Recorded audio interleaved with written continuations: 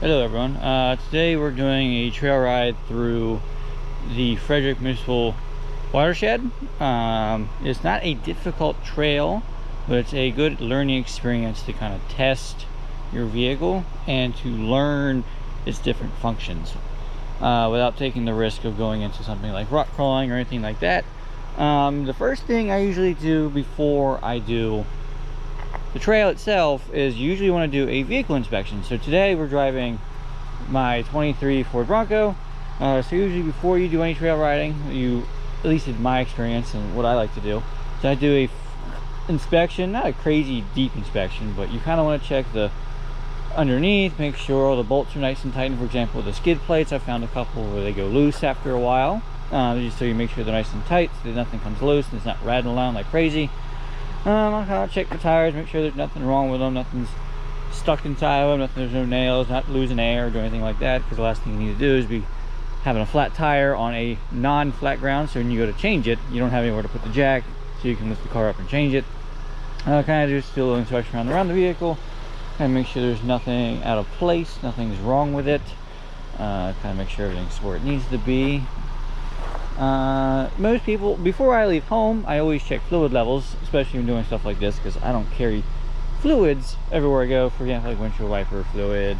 You can need oil if you need it for running low. So it's always good to check this stuff before you head out on a trail, because some stuff you can take with you and stuff you can't. For example, the thing I take with me everywhere I go is a toolbox. Nothing doesn't mean anything crazy, doesn't need to be freaking power tools, but bring at least a wrench or some sockets, so if something breaks or something becomes really loose or it's causing problems, you have a way of fixing it, so you don't have to rely on someone coming out to either pull you if it's something drastic, or you don't have to listen to a bunch of rattling noises as you're going up and down rocks and stuff like that as you're going through the trail. With that being said, I've already done my inspection, obviously, because I get set up before I show you guys everything. So we're going to head and get the camera mounted up and we'll head on the trail here. Alright, so we are getting ready here, moving. The camera is going on the GoPro. I'm obviously recording my voice from inside the cabin because that'd be kind of difficult to do with the camera being outside the vehicle. So we're going to get going. Make sure no one's behind us as we're moving. Do apologize for any bad audio quality. We are recording using the vehicle, so it may sound a little weird. It might sound so clear because Broncos don't exactly have the most fantastic mic for when you're doing phone calls and stuff like that. But for right now, I don't have anything else to use, so we're going to use that. And it just keeps my hands free. I can kind of go along the trail as we go. So as we're going up here, you can see a lot of divots in the ground from when it was raining. It just rained yesterday, so the ground will be a little wet, a little damp. Nothing too crazy. But when you're doing trails like these, you kind of want to watch what you're driving over. For example, any loose rocks may be wet, you're going to slip on them. So when you're doing trails like this, for example, something I've been taught when I was first getting into this is you want to follow you want to make yourself a line. So you want your vehicle's tires not to be in the big dips. You want to kind of ride the dips in between the vehicle. So say you put one tire on one side of the dip and the other side on the other, you kind of ride it so you don't fall into it. Obviously you can't always do that, but you want to find ways to get across them without taking a chance of something falling into it. For example, right here, it follows basically the edge of the road. Well, I'll actually cut across at its lowest point or at highest point where the dip isn't so big, and you kind of just wiggle your way across it until you get to a decent spot as you get through it. Because you don't want to fall in. Now with the Bronco, they usually have a pretty decent wheelbase for going up and down these. I'm not familiar with any other vehicles, for example the Jeep.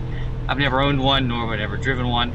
I've only driven Ford vehicles, so this is usually what I use the most. This is my daily driver, so obviously I'm going to take a lot more care of it than anything else. Get up here and get this vehicle moving a little bit, get some gas. And you can see this road, a lot of dips. So Fredrick Watershed is a very nice place to come, especially like during spring into summer and into fall. Fall's nice, but my favorite is spring and summer because all the trees have come back and it rains enough to where the road is not dry and dusty, because that will be, I don't like it when I have a bunch of dust flying everywhere from riding these roads, so I don't have to clean it later. Because cleaning dust is a pain, because dust gets everywhere and it's not exactly a fun time. Not a fun time.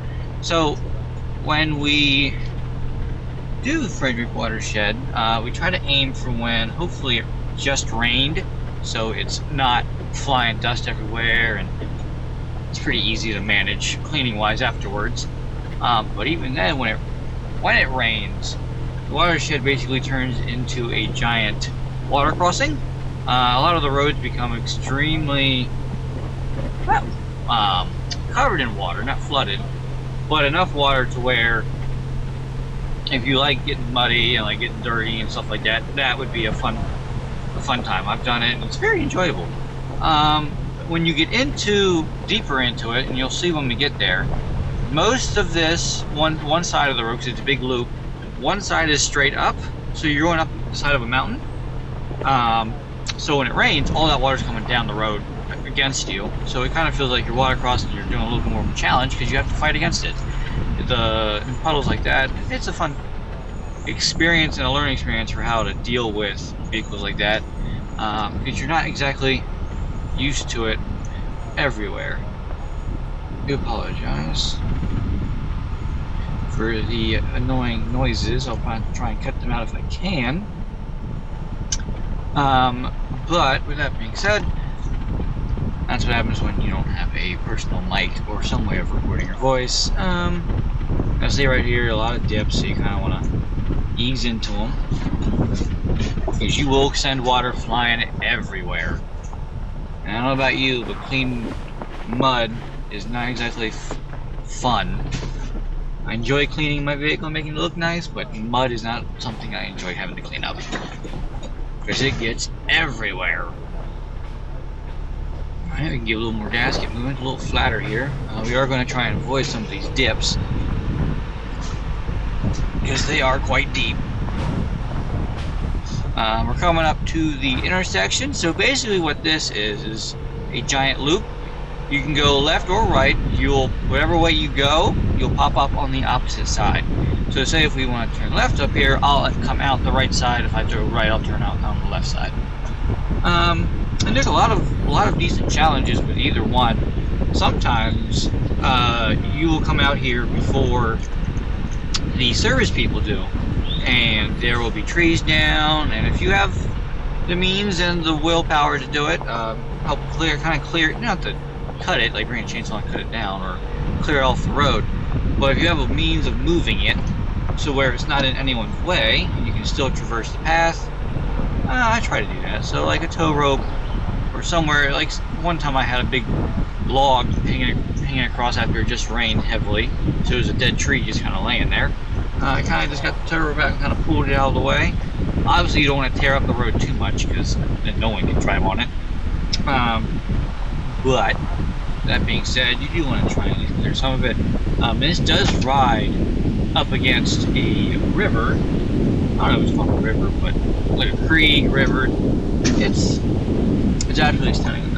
I will try and find a spot where I can pull off. I get the camera and give you guys a little bit of video footage of the river. It's a very peaceful place. This is a very peaceful place. A lot of times I come here, not a lot of animals. When I last time I was here, the only thing I saw was a deer, but there have been incidences where people run into other stuff, like you have a very small chance of running into bears or stuff like that, but wildlife do make it very enjoyable to come up and down. You can see the dips. There is a lot of dips in this trail, a lot of crevices, waterlog. Trying to ease our way up a bit. Try not to pick up the deep rocks. I think we'll try the next spot. I'll show you guys what it looks like. Let's see if we can get up this hill. Yeah, it's not loose gravel. It's pretty well packed. A lot of rocks. There are some big rocks though. You gotta try and avoid a little bit. A lot of big dips in the road just because it hasn't been. This road is very lightly maintenance from what I've learned, what I've experienced being here. They'll take care of it, like they'll clear the road if there's stuff on it. But whether or not they put new, like bring in and fill in holes, they do not fill in holes. Like it will not. That's not part of it. Which they shouldn't, because then that kind of ruins the experience and having the ability to come somewhere and do a little bit of trail driving. Because where I'm from, there's not a lot of rough stuff around. You have a car up here, hopefully we can try and avoid them. Do not want to be reporting people because they didn't ask to get reported, so we're going to try and sneak around them. I was going to pull off here, but I guess we'll do something else. Try to be a different location, which is fine, no big deal. There's a lot of pull off spots you can do. So sneak on past them. They might be turning around actually, now that I think about it. That's alright. This here is a nice big set of rocks. Easy does it. Slow and steady wins the race, as they say. Yep, they were leaving, I figured. Workers backing, I'm not sure what they're doing. A lot of people do come up and down this trail, come out here. So you'll see a lot of vehicles, not during the week. The weekend, it does get very busy.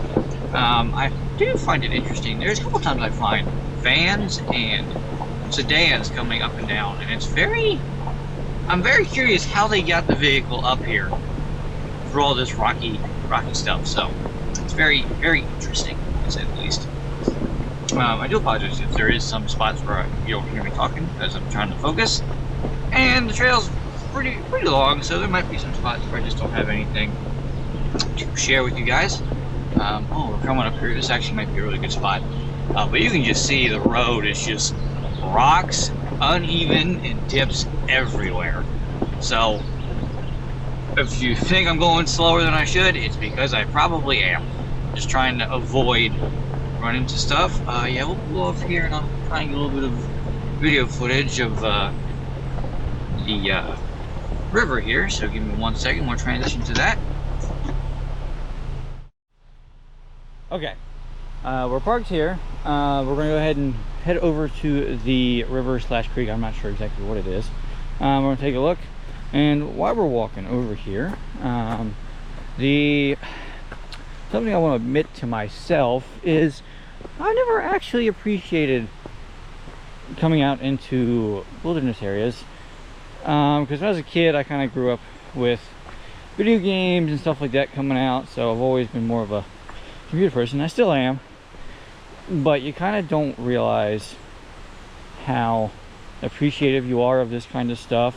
Just because of the peace and quiet and kind of getting back into natural areas where you can kind of adventure and see different things.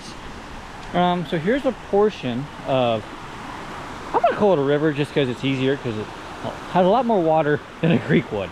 So with that being said, this is one section of it. It did just rain, so it might be a little higher than it usually is. I've seen it higher when it's heavy rain. It only rained a little bit yesterday, so I don't think it's too bad. A lot of fallen trees, a lot of stuff, so they're probably gonna, I'm not sure if they're gonna clear it up or clean it up a little bit, but either way, it does not matter. Still a very peaceful area just to come out and chill. Looks like there's a little log here they left here on purpose just to let people sit if they choose to, but still, it's a very, very peaceful area to come and kind of look at. And as you can tell, obviously the road just goes farther up at the mountain. The river follows it the entire way. So yeah, a very peaceful spot. If you're just now getting into off-roading, I'm gonna say off-roading and kind of venturing into different trails and stuff like that, the watershed is Fredrick Watershed is a good starting point to kind of learn the basics of off-road trailing and how to maintain a vehicle while doing it, while having some nice scenery and stuff like that. It's very peaceful there. there have been off-road groups that come out here and kind of run the trail and kind of do stuff, but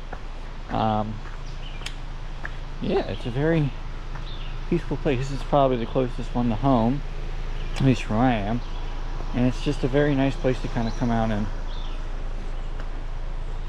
test it. So yeah, we're gonna keep going up the mountain, and yeah, we'll keep going.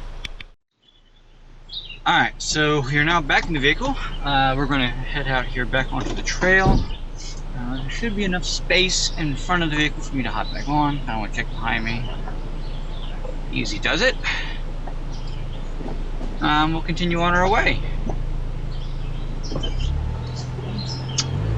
Yeah, so it is a very nice place to come out and kind of disconnect for a little bit away from society, because it's a good place to just recharge and kind of decompress, because there's nothing out here to really go crazy over. It's very peaceful, very simple.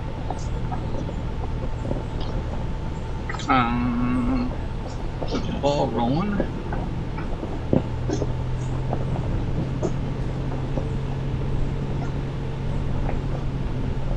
Sounds like there's a plane overhead or something. I can hear a little bit of that noise when you can hear it. Yeah, so yeah. I do plan on getting some better video equipment to where I can kind of show you more angles than just kind of wherever the GoPro is facing. Right now, there is a couple good camera spots to look down into the river, because it is right next to us. It's slowly following us up the mountain. The river kind of inclines faster than the river does, which is kind of obvious, because the river can go at a straight incline while we kind of have to follow with the land. Get up here farther, a little flat spot. But you can see it's very well clear. Like, there's not a lot of debris on the road. Nothing kind of getting in the way. There are a lot of rock faces up here, so people do like to stop and kind of explore a little bit throughout it. Hiking. There are some cyclists that do come through here. There was one time, funny story.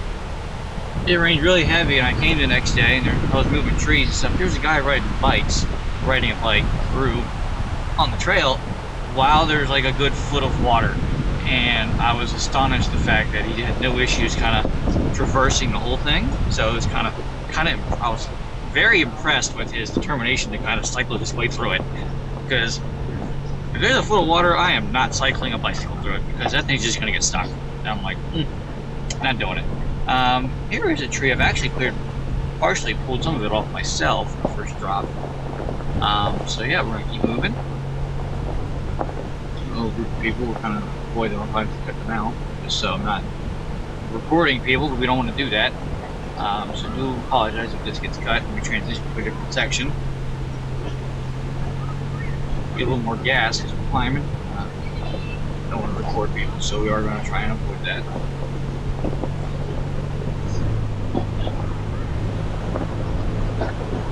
Steep incline. Here we go. Now, some things that I don't know if the Jeep is equipped with, but Bronco is there is an off-road menu on the dash that I can go into.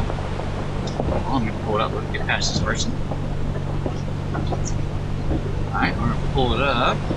So, the off-road portion of the dash, when you switch to it, shows you a couple different things. It shows you your pitch and your angle of the vehicle, along with which degree your tires are turned, along with if you're in two-wheel or four-wheel drive. The Bronco is a four-wheel drive part-time, so you don't have to. You're not always in it. You're in it when you choose to be. It's optioned with 2 high, 4 low, and 4 high.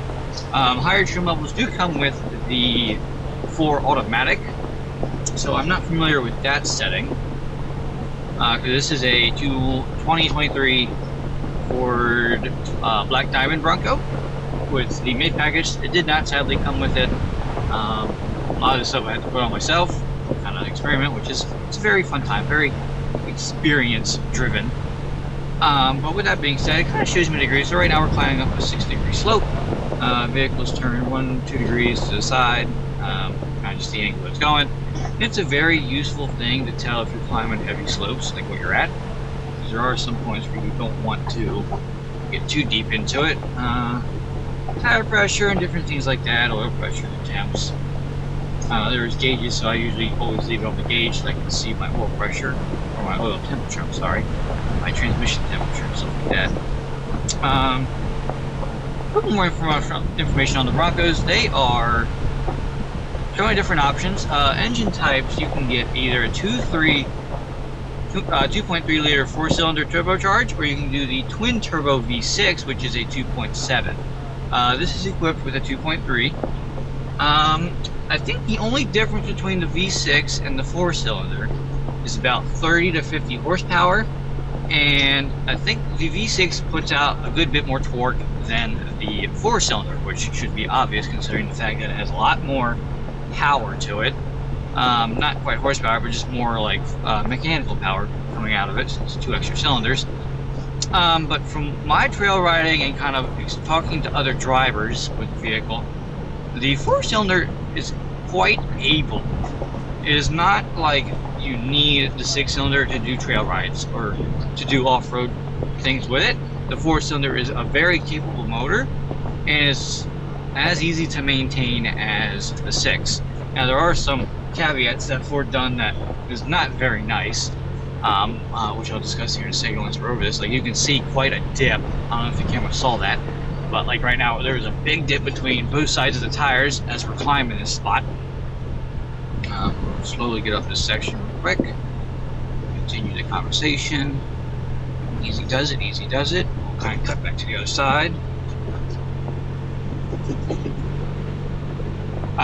But the 2.7 and the 2.3 have a couple things in common. One of them is not quite common, which is very annoying with the way they did this. So the oil filter for the 2.3 is on the left side by the wheel well. If you pull the fender liner, or if you just turn the wheel and look underneath the fender liner, you can kind of see it. It sticks out. It's white. Like a little can. If you don't know what it is, like a little white oil can. Not oil can, but a little. Looks like the shape of a can. And it's underneath that, and it's kind of a pain to get to if you don't have the right tools to kind of grab at it and get a hold of it. But the irritating part is the 2.7. It's on top of the engine bay. Like, it's right there. You can grab it and untwist it and takes it off, which is a very annoying hassle. I wish the 2.3 wasn't set up that way, because it would have been easier for me to grab it. Most of them I don't even do it myself anyway. I just send it back to the dealer because they'll go through the whole vehicle and kind of maintain it for me. Except for the parts, I've done everything myself except for putting the new wheels and tires on, which were not standard with this vehicle. The vehicle originally came with 33's black Steelies. This, however, I have equipped with 35s. So they're KO3 Goodrich, they're Goodrich, and a different trims level tire difference. So these are technically, if I ever get you a chance to look at them, if you look at a Bronco Everglades, it's the same wheel. Because I was very fond of them. They're not bedlock like most of the packages you'll see. They'll have bedlock. I don't understand the concept of bedlocks. They're kind of pointless for light trail riding and kind of just in general, because after a while you do have to always check the bolts on the lock ring and make sure they're not loose. Otherwise, it's going to go flying or just fall off. So I'm not a big fan. So I went with the Everglade wheels. I was a big fan. I do like to stick with OEM parts just because I'll know they fit, and I know I can have them replaced very easily by dealership who maintains the vehicle for me if I'm not able to do it. That, and I know where to find OEM pieces. For example, the light bar, which is rigid, is actually a Ford accessory that Ford has sponsored. So if you go on the Ford Performance website and you look up this vehicle in particular, you can get rigid the light bar. I think there's 2 sizes. I can't remember what sizes they are, but this one I bought from a dealership. A customer ordered it, obviously didn't want it, so they ended up selling it to me for a cheaper price because they're just trying to help get rid of it. So now it is mine. Which not a lot of people know that you can do that. Dealerships, if you order something and if a customer ends up not wanting it, the dealership does not want to keep it. They are not going to want to keep that item, which frankly, it's expensive. The light bars themselves, for I think this particular one, was over almost $1,000, over about $1,000, and they sold it to me about for $400 because they're just trying to get rid of it because it takes up space. So a lot of people don't know, if you're looking for OEM parts that are not usually found in a dealership, like something you don't think a dealership is going to carry, if someone orders it and they don't pick it up or they don't go through with the purchase, they will try and sell it for a cheaper price just to get it off their hands. So if you're looking, for example, certain wheels or like example light bars, or like just different parts that normally don't come on the vehicles, that is your guaranteed thing to go look for. For example, the Bronco comes with two different tops. You can get a hard top, which is currently what we have, or you can get a soft top. Some people don't want the soft top, they want the hard top, because during the winter time, soft tops aren't exactly that great. They're more noisy, a lot more wind noise gets through, so they don't want it.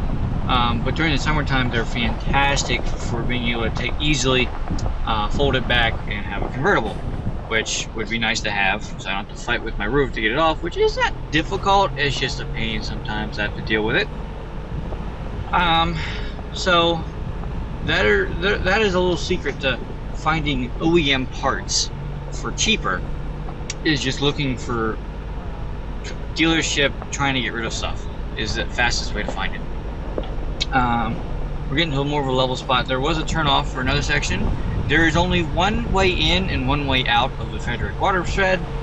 So turning at any of those spots, you'll end up having to turn around once you get to the end because the gates are always closed. They are service centers, or not centers, but entrances. So only service vehicles can go in and out of them. So they are normally locked. We're getting up here to another incline, which is fine. Keep climbing the mountain.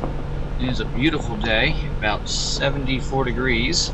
It's supposed to get up into the mid 80s, which I'm not a fan of, as long as there's a breeze. If there's a breeze, I'm okay with it, but if it's just straight 84, no thank you. 70s with a light breeze makes my day very good. But you can just see how quickly the incline is.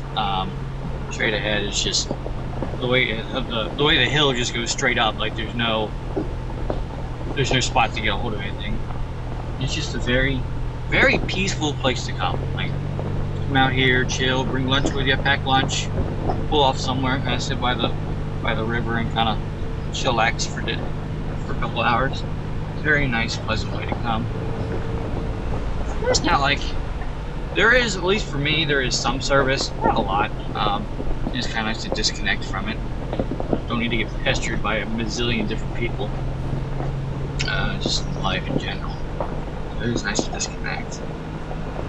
Alright. So, we're going to slowly climb up through this incline. Kind of get around it. And obviously when we get to the top, there's a turning point. You will, on the other side coming down, you'll be coming down the mountain instead of going up. So, that will be a very entertainable experience. So, alright.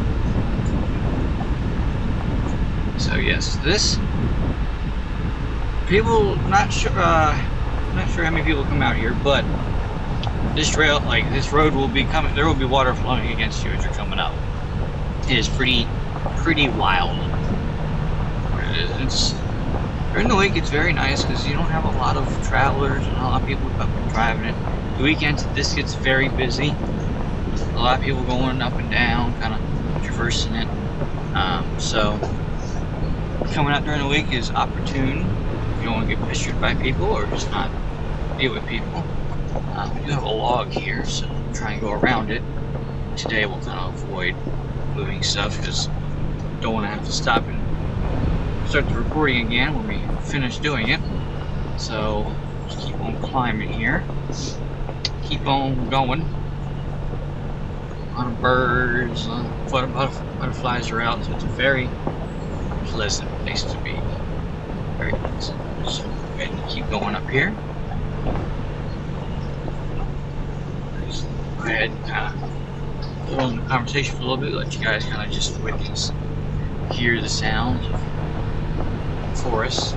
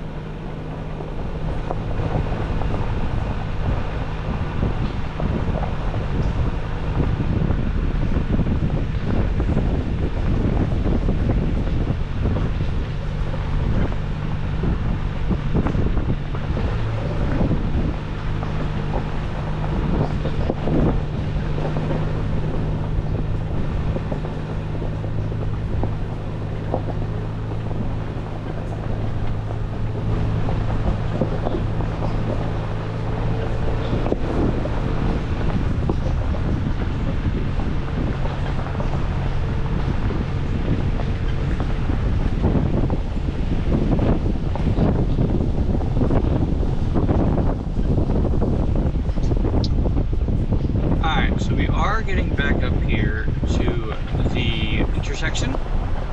So this is the end of the first road, Fishing Creek Road, and when you turn right, basically you keep following it, it will drop you along to the next one. So this is how you know you're basically halfway down, or halfway through the ride.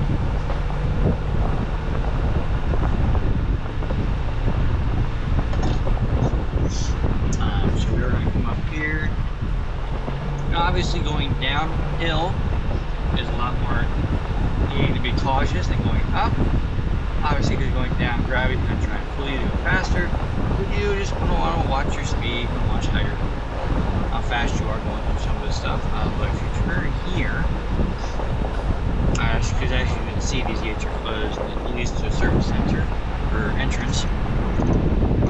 So we'll continue down Gambrill Park Road, and this will park your drive, seek you out right where we started. So we'll continue the footage, and some other stuff to note up. So I've only been doing off-roading for maybe a couple years now. I ordered this vehicle in 21, got it, and it got delivered 23. About a 2-year wait. But I've been doing it ever since.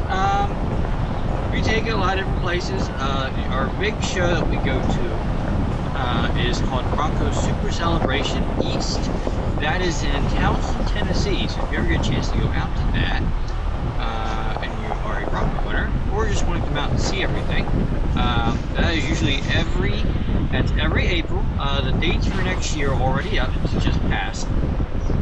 I can't remember exactly what week it's on, but it's, I think, middle of August towards the end. It is a fun place to go, kind of hang out, learn about. I think last year they estimated about 1,500 Broncos came out. Different ones customized. Obviously, it's not all new. There's a lot of older ones. So, first gen, second gen, fourth gen, fifth gen, all that jazz. But it is really nice to come out there. People will tell you, meet people. They'll learn something about trail driving. They'll do trail drives themselves. They'll kind of all together, kind of learn something, work as a team. There are a lot of neat things you can learn and stuff like that. For example, in Townsend, they do a drive called Parsons Branch, which is a very fun time to go on, because when you get off of it, it actually leads right into a road called Dragon's Tail. So if you ever want to look that up, you could do so. It's a fun time. There are a couple of other ones throughout the years. For example, last weekend we were just at a event with Bronco Wild Fun, hosted by, if I'm not mistaken, I think it was the Neighborhood Ford store. We'll be going out to another one on the 12th. The last one we just went to, that was in Grantsville, Maryland. The next one on the 12th, I can't remember exactly where it's at. It's a fun time, come out there. Sometimes we'll do little activities where they go out and help restore some of these national parks. And stuff like that. They'll help with stewardship, access to these parks, and just preservation, kind of making sure everything's taken care of and everyone has an opportunity to get a hold of it. So check them out. Pretty neat, pretty nifty. Got some cool stuff. So here we are, kind of a little dip. There are a part of this road where it is a little bit of a swamp. So we will see that possibly, depending on how it looks. But as you can see, there hasn't really been a whole heck of a lot of other vehicles on the trail today, which is a good thing because I don't want to avoid other people. But it's very nice during the week. If you don't want to get bugged by people, we don't have to worry about having to get off, try and pull off to the side somewhere to get around. During the week, that's not really an issue. Weekends are. I've been here on a weekend and it is very busy. Not busy, but like enough to where it can kind of get irritating after a while trying to get around people. Because you do want to watch for hikers and stuff like that. The last thing you need to be doing is hitting somebody. That's kind of rude. That'd be a little rude. Bear with me. Crazy. Just a little service. Leave me alone, phone. Alright, here we go. A little bit of a downhill spot. There are a couple different things. I'm a big lover of the Broncos. I am not a big Jeep fan. To be fair, though, I've never owned one. I've only ever owned Fords, just because my family knows how to fix them. and I've lived around them, so it's pretty easy to understand. See, like right here, it gets pretty steep, so you kind of want to watch how fast you're flying down these things, because they can do a lot of damage to you if you're not careful. Just easy and steady. So yeah, just for a couple years. I've done a lot of work to it. Like, it's just I do want to do some suspension changes. I have a spacer in it right now to give me a little extra lift. I do want to replace the 2-inch spacer with actual replacement suspension, like new struts that give lift instead of having to put a spacer onto the stock one. Because spacers are obviously not ideal for the amount of traverse the strut gets when depressing and kind of lifting up. New struts will do that, but they are not exactly cheap, so that is not ideal at the moment for me. But at some point I will be changing them out. See right here, a little bit of a dip, so you want to go nice and slow over some of these spots. Kind of just want to follow the road. No big deal, no big deal. Easy does it. Steady as she goes, you know, you don't want to overdo it. And then as we're traversing this, you can see a lot of big dips. So right there on the right, it goes pretty far down. You don't want to fall down in that hole. You want to kind of avoid it, kind of ride the edge of it. Right here, do the same thing. Not as deep, but still, you don't want to fall into it. And this is a swamp area off to the left, which I don't think the camera obviously won't pick it up, but when it rains, all that water goes right onto the road and it just floods it. So obviously, if you like playing in swamps, they're gonna go for that. A little bumpy. A lot of water spots.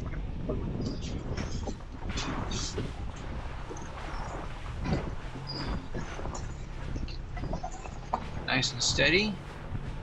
Avoid taking up a bunch of mud. Don't want to go too hard. Went too hard through those last ones. Got a little bit of mud, which is alright. Trying to think. So to get to the Fredrick Watershed is not quite difficult. It's not very difficult. It is a couple minutes off of US 15 South. If you don't know what that is kind of the main. I don't know if it's an interstate or where exactly it is, but it connects a lot of Maryland to PA. So you do not want to do that. We got a couple people here. Hopefully we can avoid them. Bear with me. Alright, where were we? Okay. So, US 15 South, if you follow it south, not going north, obviously, because north will take you back into PA, but if you take it from, if you know where Gettysburg is, Gettysburg, Pennsylvania, if you take it from Gettysburg, Pennsylvania and run south, you will come into contact with Fredrick. And Fredrick, there's a turn-off point. It is a 7-Eleven and another gas station. I can't remember its name, but if you turn right at the gas station, I can't remember, not the 7-Eleven, which is on the opposite side of the road, on the left, and the gas station on the right. You turn right at that gas station. I have to try and get its name, and follow the road. It will actually drop you right into the trailhead to Fredrick Watershed. So it's not really that difficult to find. It's not too far off of the highway, or the interstate, whatever you want to call it. So it's pretty easy to find. Once you come here it's pretty easy to remember where it's at.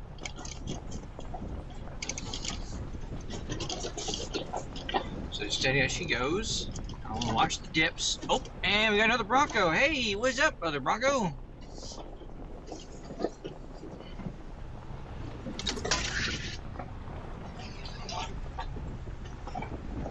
Very nice to see other ones. It's very, very satisfying. Alright, so, as we said, I want to watch the dip here.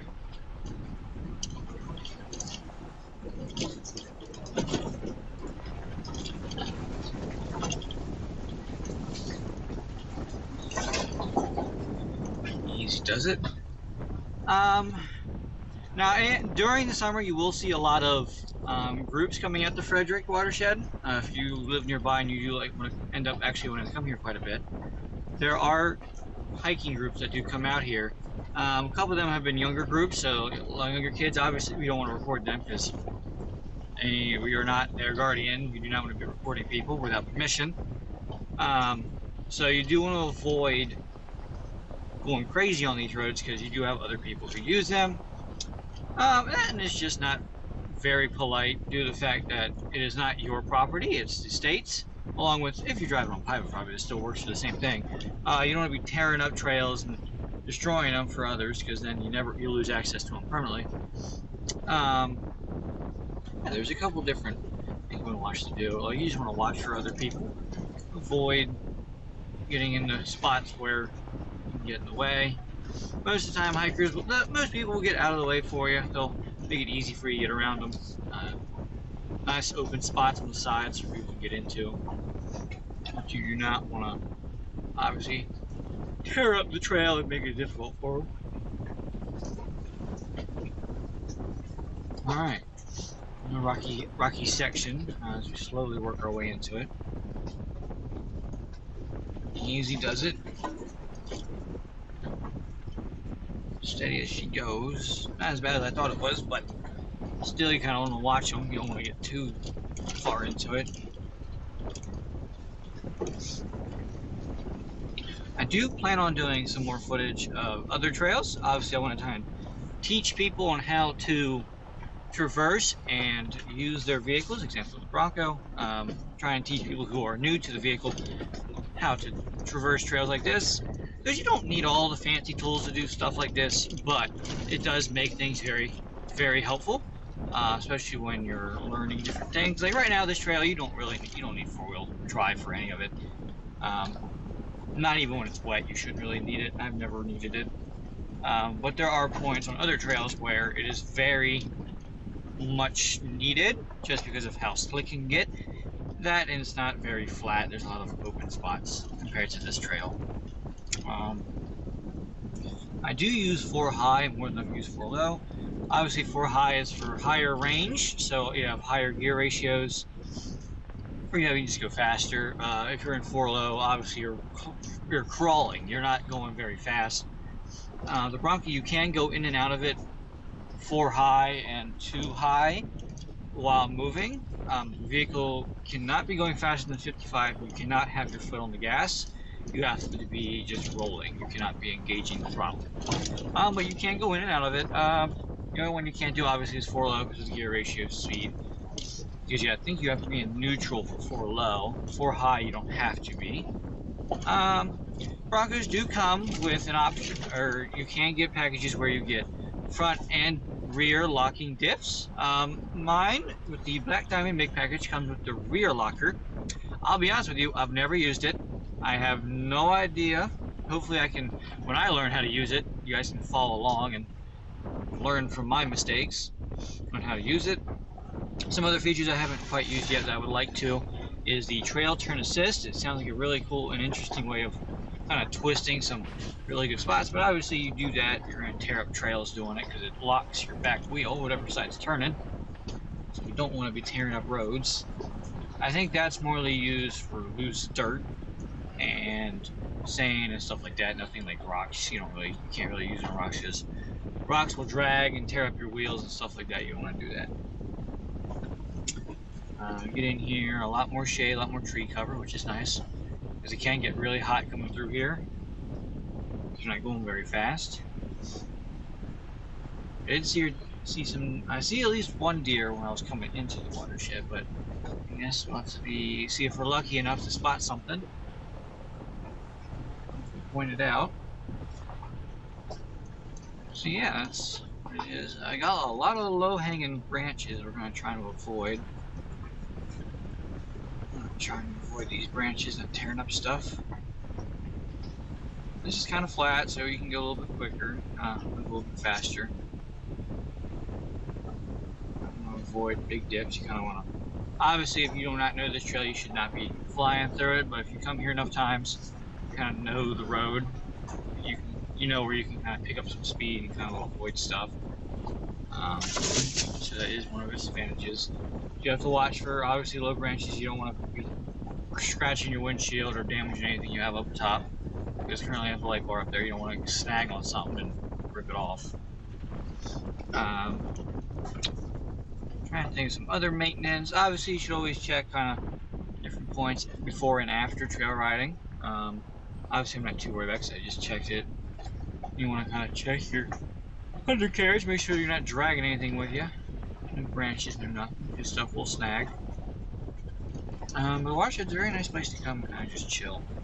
And right now I'm kind of just having the foot lightly on the brake, kind of just letting the vehicle roll down the hill. Should have brought some lunch with me, but we didn't today. It's alright, no big deal. Probably stop somewhere for some lunch. But we'll kind of just casually, slowly work our way down. This side does not have a creek or river following it. There is some portions towards, once we get to a certain section, I think there is a little bit of a pond / river that there is that kind of follows you a little bit. But it's not as big as the river coming up the other way. Got a little bit of shade in this cloud cover, very nice. Kind of cool everything off. But yeah, it's a very, very good time. If there's any trails that, or any information you guys are interested in knowing more about, feel free to leave a comment, and I can obviously share what I know, along with I'll do some research on it, kind of figure it out for you, kind of give you a hand with my time. If there's any other trails you know of that you would think would be a good learning experience for others, feel free to share. Obviously I'm looking for more trails in the southern PA region. There is not a lot around. There is a couple. It shows State Forest. I probably pronounced that wrong. If you look up South Mountain, it's pretty easy to figure out which state park it is. And then obviously we have Fredrick. There are a couple places. Those of you who are familiar with a off-road park called AOAA, they are an off-road park. I think you have to pay to get into that. Not ideal, because let's face it, free is preferred. They're a little more challenging. Obviously they go as groups, so you obviously are not doing it by yourself. But I think they have a lot more requirements for you going into it. For example, I think you are required to have, 33s or higher or something. They have very strict requirements for some of their trail rides. Can't blame them. Some of them are kind of weird, like you have to have a fire extinguisher on you, which, let's face it, I don't friggin' have one. Nor do I really think I'll ever need one, because I don't do anything crazy. I might get one at some point just because safety and having it. We have done some features in the tailgate, which you will see at some point. But yeah, see we got a little low branch hanging here. We're going to try and go around it. I'll avoid it. Just get a little bit of a snag. Isn't too bad. The Bronco also comes with a little feature called Trail Control Assist. I think that's what it's called. I know it's Trail Control. Like cruise control, but it's used for trails.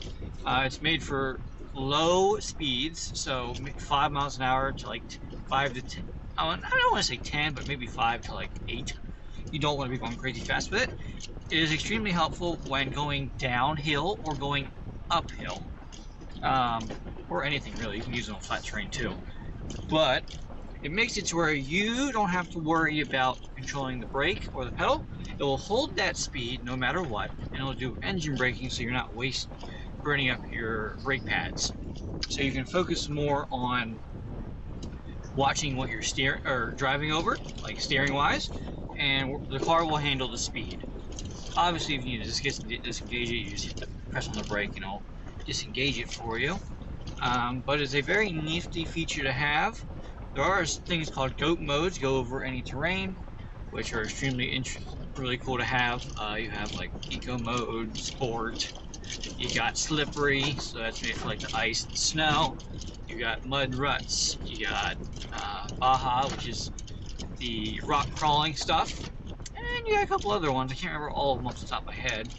But when you switch into those modes, they will automatically engage, like 4-wheel drive, the diff locks, stuff like that. They'll automatically engage it for you. Obviously, you should not be using them on regular roading or regular roads, public roads, but trails are what they're meant for. yeah, so as we slowly work our way down, kind of ease our way through it, because it is very bumpy right here, it seems. Hopefully no more pass-by goers, no other pedestrians, because I'd rather not have to do any more editing than I have to, especially with having to cut stuff out. But we'll see. We will see what we have to do. This video is going to be quite long, so I'll probably cut portions of it out, which is fine.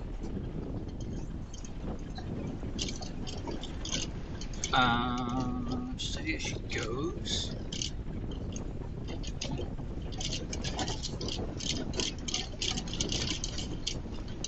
Easy does it. But it's very peaceful, like it is. It's a very peaceful place to come and kind of disengage from the world, don't worry about too much.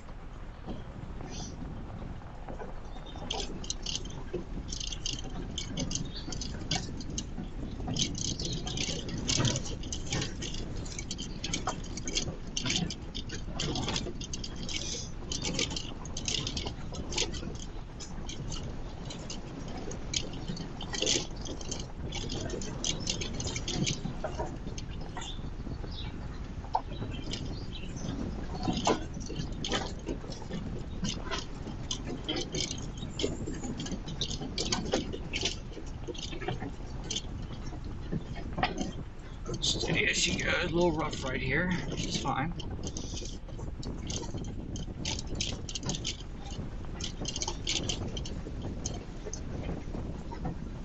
If you do own a Bronco and want to share what you have and your experiences with them, feel free to comment. I do like learning from others. It is very, I don't know everything. I am not a high experienced trail driver or a vehicle mechanic.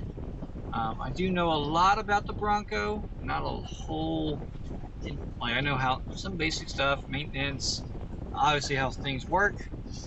But there are some things I not quite know, so if you have things you want to share, I'm more than happy to hear them.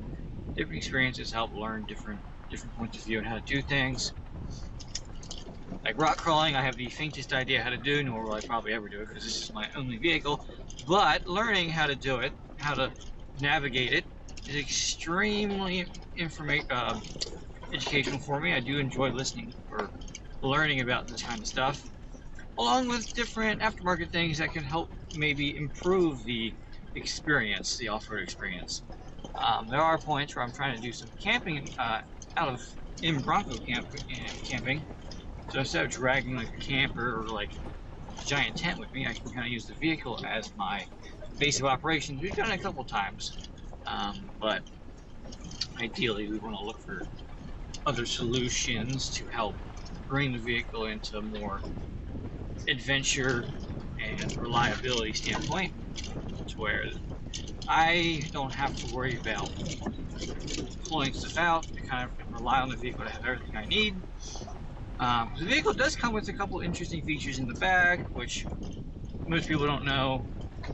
Underneath in the trunk, there is a cooler, built-in little cooler you can use, along with a couple bottle openers. Which, if you look up Easter eggs for the Bronco, Bronco Easter eggs, they will show you all that. There are a couple interesting features. Obviously, I'm not here to sell you on buying one, but obviously a Jeep and a Bronco have different pros and cons to them. But I'm a Ford lover, so Bronco is my precious, my number one choice. Here on a little little bridge for water. Right here's a big water spots. You can see it just rained through here the other day.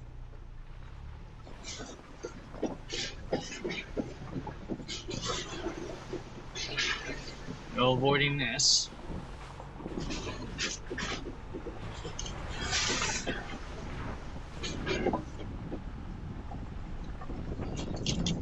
So I think we are about 3/4 of the way through. We got about one more quarter to go.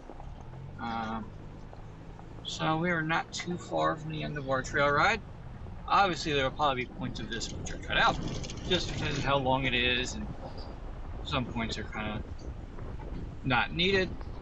This is kind of just how to learn how to main drive through and kind of introduction to what we're going to try and do here. Kind of want to save some of the trail for when if you decide to come through here, kind of experience it for yourself. You don't have to rely on everybody or rely on this video to kind of spoil it, because we don't want to do that. So we got a little bit of a point here. We're going to turn here. But you kind of want to avoid some of these dips. You kind of want to take it slow, because here's a big crevice. The water's been running. I want to easily work your way over it. Something I've learned from doing off-road drives with fellow drivers is the slower you are, the more control you have over the vehicle, and the higher you are, the less control you have. So obviously, you want to kind of watch your speed. You want to stay underneath 10 miles an hour when traversing unknown roads and kind of unmaintained ones. You don't want to go speeding through here. The sweet spot, at least for me on this road, is about 5 to 7 miles an hour. Obviously, I'll go slower if there's pretty big dips, kind of work our way through them. But 5 to 7, 5 to 8, somewhere in there, kind of just roll. As you start going pretty quick, you will just hit bumps after bumps after bumps, and it will be uncomfortable. So, you'll probably see some of it because the camera will be bouncing in and out, and the stabilization will 100% have it. But hopefully, footage on the GoPro is not too bad, because I am new to video making, not video making, but doing film. So obviously I can learn if you have tips on how to use these things and how to maybe an accessory that would help me achieve this goal. I would be more than happy to hear about it. Obviously I know there's other things people use, like I think there's the Insta360, which I got this secondhand. GoPro was secondhand, so I didn't have to pay as much. But my experience using it is very good quality, very efficient at what I needed to do. Easy to maintain, kind of use the GoPro. These GoPros you can kind of connect via your phone, you can control it there. I know the Insta360s probably can do the same thing, but I am more familiar with a GoPro than I am with an Insta360. So we're going to stick with GoPros for right now. So that is, obviously, I do this video angle. The angle we currently have on the vehicle, the front on the hood, angled a little bit, will probably not always be what I stick with. I don't think I'm a fan of the fact that you can only see really one side when traversing trails. I kind of want an even look, but today we're trying this angle just to see how it handles. Because we don't kind of testing different spots. I did have it one time on the side of the vehicle, kind of angled, so you kind of had a side view of traversing it with horizontal, or vertical, I'm sorry, instead of horizontal. Didn't turn out too bad, it was kind of nice. But I want to find ideal spots so you guys can get a full view of what obstacles are on the trail, and just how to maintain the vehicle, how to follow along with it. Do stuff like that. So yeah, kind of an introduction trail ride, you know, nothing. You learn a little thing about trail driving, but you also learn a bit, kind of introduce myself, kind of tell you what this channel is going to be about. Stuff like that, yeah. So we're working our way down the hill here. We're getting there quite a bit. There is a little river on the side. I think it connects right back to the watershed, the stream, but I think it goes under. I'm not sure how it reconnects to the fact that the road goes over it at some point. It's probably underwater, or probably not underwater, something that travels underneath the road, or it just connects somewhere else. It goes out a different area. You know, the watershed pops out and there's different things to it. There are a couple things on the Bronco that are also really helpful. For example, the forward navigation. I'm not here to sell you their service, but the navigation, when you get off the road, a little compass actually pops up, and there's a system called breadcrumbs, and it will drop little red dots of where you've been, so you can kind of retrace your steps. show you your most popular spots. So like right now, if you could see my dash on the dash, but in the infotainment section, the little compass is up there with me in the middle of it, and it's kind of pointing which way we're looking.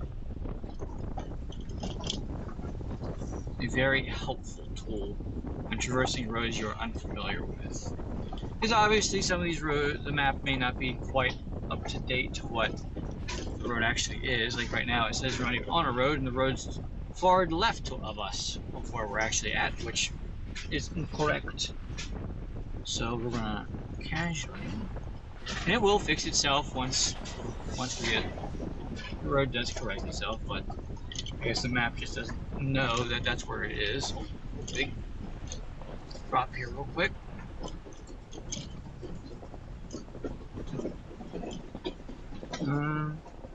Hoping to see some wildlife out here. Haven't seen nothing yet.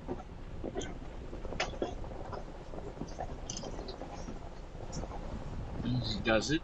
Simple speed.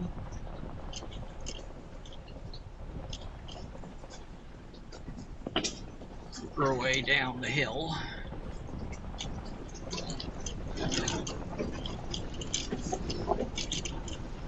Steady as she goes. Easy does it.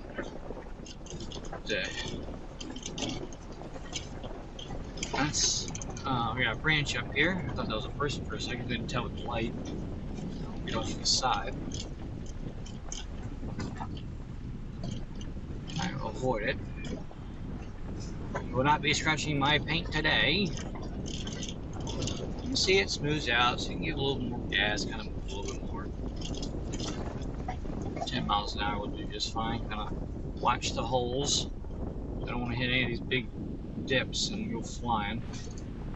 Another bridge crossing. So this is probably where the water goes over and connects with the stream from the other road, because now it is behind us.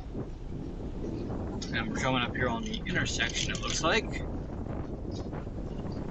which is perfect. Reaching the end of our drive.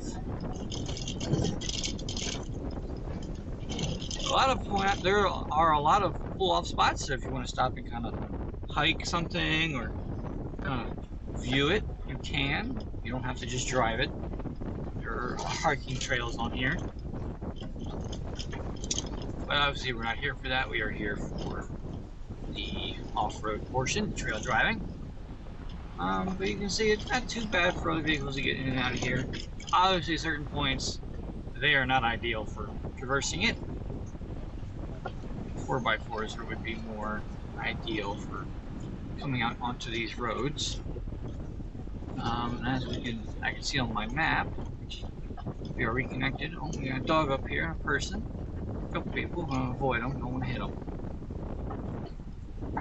Easy does it.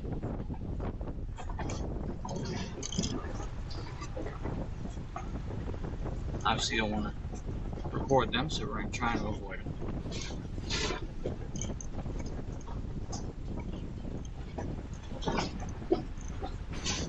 Easy does it. A lot of water spots. A lot of dips in the trail. But we are coming up here quite quickly to the intersection.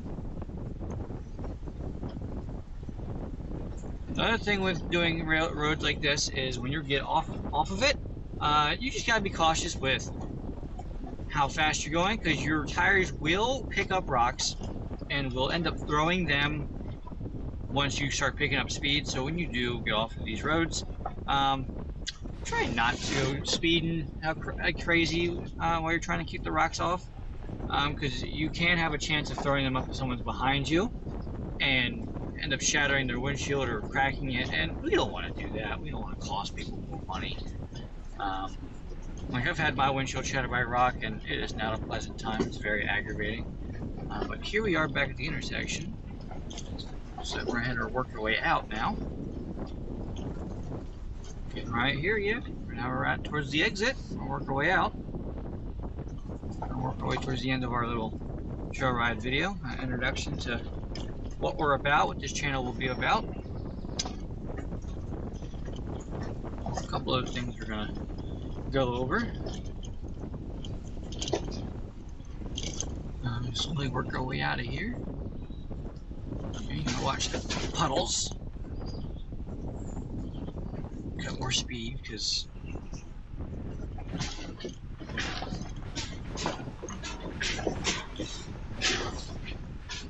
hear all that water kicking up.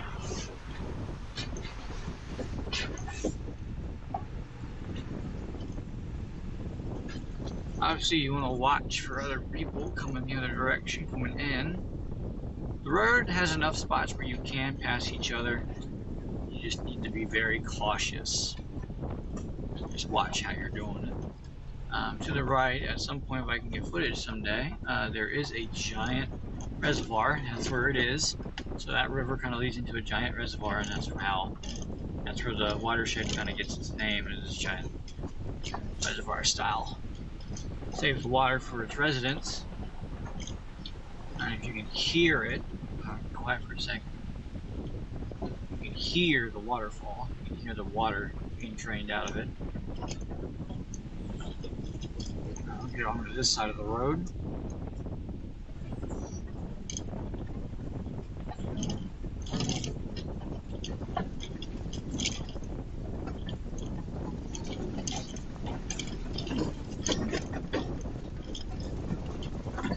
Steady as she goes. It is a very beautiful day. It's at about 74 degrees, which is perfect. And watch these spots because this is pretty big crevices for going downhill. You kind of want to avoid them.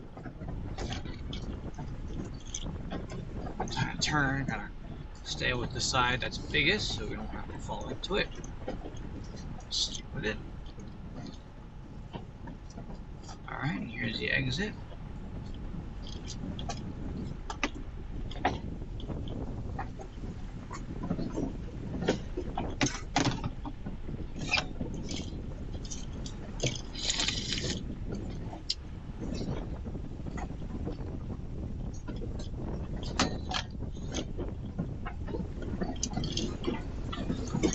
Steady as she goes. Alright, that is the Fredrick Watershed. I'll meet you all in just a second. Alright, so that's the end of the Fredrick Watershed. I do only have a couple more minutes because the GoPro is dying. But obviously, as you can see, got a little muddy, nothing too crazy. There would have been worse if there, not worse, but there would have been more if did a little bit more rain, a little bit more puddle. Nothing too crazy. Obviously, once you're done the trail, you kind of want to just go over the vehicle. It's a good idea to kind of inspect it, make sure nothing's missing, nothing fell off of the vehicle, make sure everything's still where it belongs. Kind of just check everything, make sure nothing's missing, kind of do an inspection. And yeah, stuff like that, you kind of just want to make sure everything's there. We plan on doing some more trail drives as the month goes. I do know we'll be doing in August some Outer Banks driving, some beach drives, which hopefully you guys are excited for.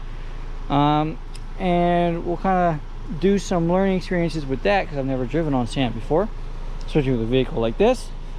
So hopefully you guys can tag along and yeah, we'll learn it together. So I'll catch you all next time.